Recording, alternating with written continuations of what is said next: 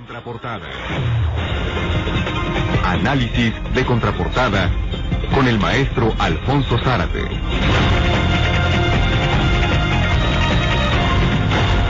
A las 7:23, siempre un gusto saludar al maestro Alfonso Zárate. ¿Cómo está, maestro? Bien, muchas gracias, para mí también es un gusto. Hace una semana, maestro, decía el Premio Nobel de Economía Paul Krugman que muchos nos estábamos quedando, o nos íbamos a quedar esperando el milagro económico mexicano. Y dice, pues yo no lo veo, es decir, desde hace 30 años lo estaba viendo, pero hoy no lo veo y yo creo que no lo voy a ver en un buen rato. Es decir, la economía desde hace mínimo 30 años, maestro, pues estamos en las mismas, ¿no? Es cierto, y me parece que lo más lamentable y algo que genera mucha frustración y mucho enojo en la sociedad es que después de los 12 años del gobierno de Acción Nacional, la campaña del candidato del PRI a la presidencia tenía un énfasis en señalar la incapacidad, la ineptitud de los gobiernos del PAN y ofrecer un gobierno que sería fundamentalmente eficaz, que daría resultados. Y bueno, tanto el candidato Peña como algunos de sus colaboradores, significativamente Luis Videgaray, hablaban del mediocre crecimiento, este crecimiento que en los últimos 30 años alcanza apenas un promedio de 2.3% del PIB, y ya hay que traducir eso en términos de lo que significa para la sociedad. Generalmente, cada punto del PIB se traduce en unos 200,000 empleos. Por eso, en la época en que Vicente Fox fue candidato a la presidencia, ofrecía un crecimiento del 7%, claro, era una oferta fantasiosa que nunca se cumplió ni remotamente, pero el argumento de ofrecer el 7% tenía que ver con la generación de unos 1.400.000 empleos por año, lo cual, de acuerdo a los asesores de Fox, implicaría, por un lado, que se generarían empleos suficientes para los 900,000 millón de jóvenes que cada año buscan incorporarse al sector productivo, pero al propio tiempo algunos empleos más para ir abatiendo el rezago que traíamos muy atrasado. Entonces, bueno, la oferta del PRI de que este era un gobierno eficaz y que iba a dar resultados se complementó sobre todo a partir de la propuesta de reformas estructurales y significativamente de la reforma energética, con la idea de que a partir de la concreción de la reforma energética el país sería colmado de bendiciones. Se dijo muchas veces en el discurso político que gracias a esa reforma energética las finanzas públicas se fortalecerían de una manera muy significativa y que ese fortalecimiento de las finanzas públicas se traduciría en importantes obras de infraestructura que atenderían el rezago de algunas regiones del país, en una mejora en la calidad educativa, en una mejora en los servicios de salud. Es decir, que el discurso que acompañó o que justificó las reformas estructurales tenía que ver con una serie de bendiciones o de milagros. Y bueno, lo que tenemos ahora es lo contrario, es decir, el secretario de Hacienda, Videgaray, nos dice que por una parte vamos a experimentar este año un fuerte recorte al gasto público y todavía otro mayor en el año próximo. Y por otro lado, como bien lo sabemos, los pronósticos de crecimiento han sido desmentidos por la realidad un año tras otro. En 2013 la economía apenas creció 1.4, en el 2014 2.1, y esto significa que en lo que lleva el gobierno del presidente Peña, el crecimiento promedio ha sido de apenas 1.75%, es decir que es incluso menor al crecimiento anualizado del sexenio de Felipe Calderón, que fue de 1.9, y desde luego es inferior a la media de los últimos 30 años. Así que, pues aún suponiendo que en el último tramo de la administración del presidente Peña se lograra un crecimiento cercano al 4%, lo que cada vez se ve más difícil, la tasa promedio del sexenio sería la misma de los últimos 30 años.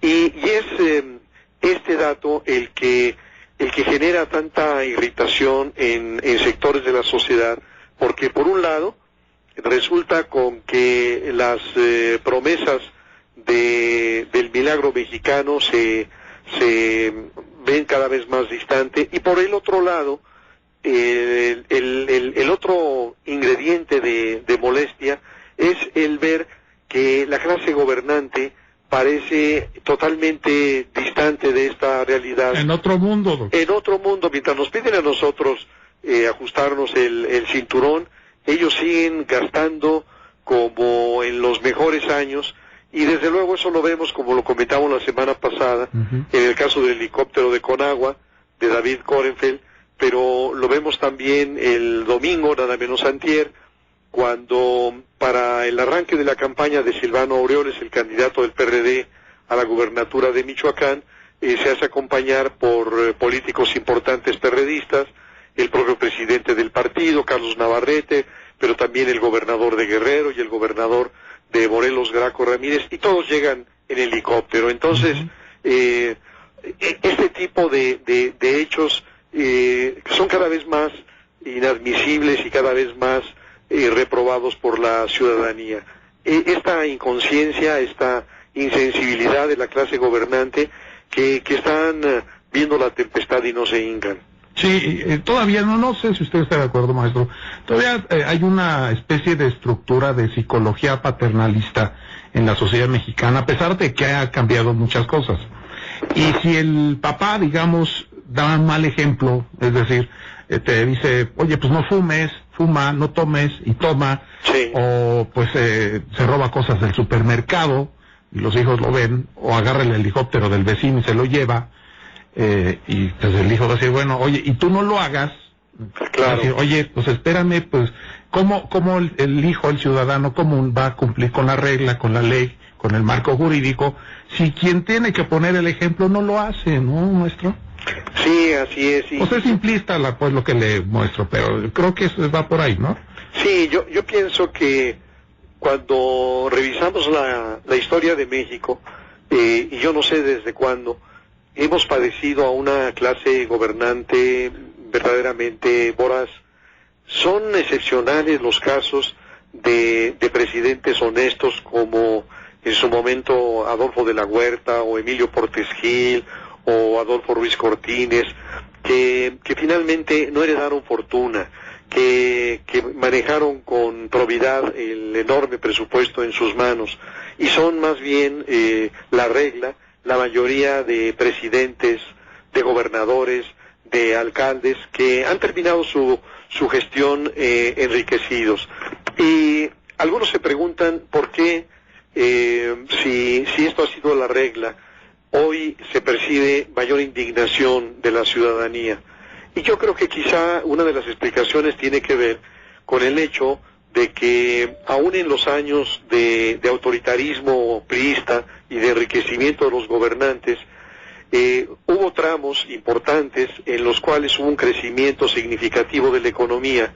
Llegamos a crecer al 6.5 anual, al 7% anual, y esta enorme riqueza tenía, además de la desviación hacia las arcas particulares, una traducción también en la construcción de carreteras, de puentes, de presas, de clínicas y hospitales, de escuelas, y naturalmente la generación de empleos.